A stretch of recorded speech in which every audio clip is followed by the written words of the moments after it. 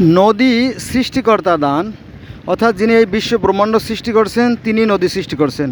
এই নদী সৃষ্টির ভিতরে রহস্য আছে যে যখন আপনার বৃষ্টি নামবে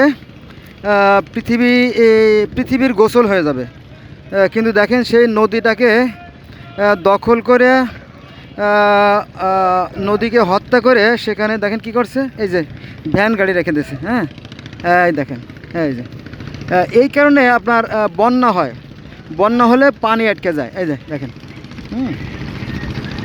অথচ এই সৃষ্টিকর্তার সৃষ্টি সম্পর্কে আমাদের চিন্তা করা উচিত ছিল, এবং সৃষ্টিকর্তার যে সৃষ্টি এতে হস্তক্ষেপ করাটা অন্যায় ছিল আর কি।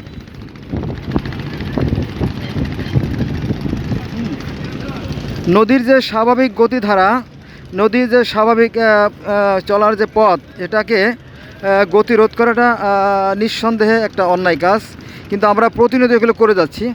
আমি ওই দিন দেখলাম যে গোপালগঞ্জ জেলার কাশিয়ানী থানার যে ভাটিয়াপাড়া, সেখানে নদী ভেঙে যাচ্ছে এবং অসংখ্য ঘরবাড়ি ভেঙে যাচ্ছে, দোকানপাট ভেঙে যাচ্ছে।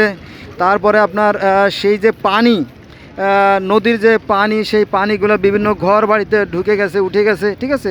এগুলো আমাদের কর্মের ফল আর কি, ঠিক আছে। দেখেন, হ্যাঁ, অথচ এই নদীকে তার স্বাভাবিকভাবে চলতে দেওয়া উচিত ছিল। দখলে দূষণে 6 লাভ।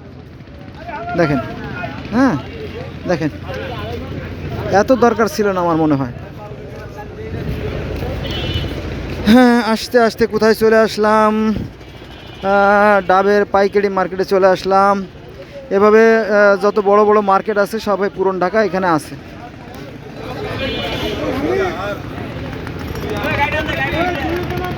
এখানে যাদের হাতে প্রচুর টাকা জমে গেছে, এরা প্রশাসনকে টাকা দিয়ে কিনে ফেলে, পরে প্রশাসন আর কথা বলতে পারে না।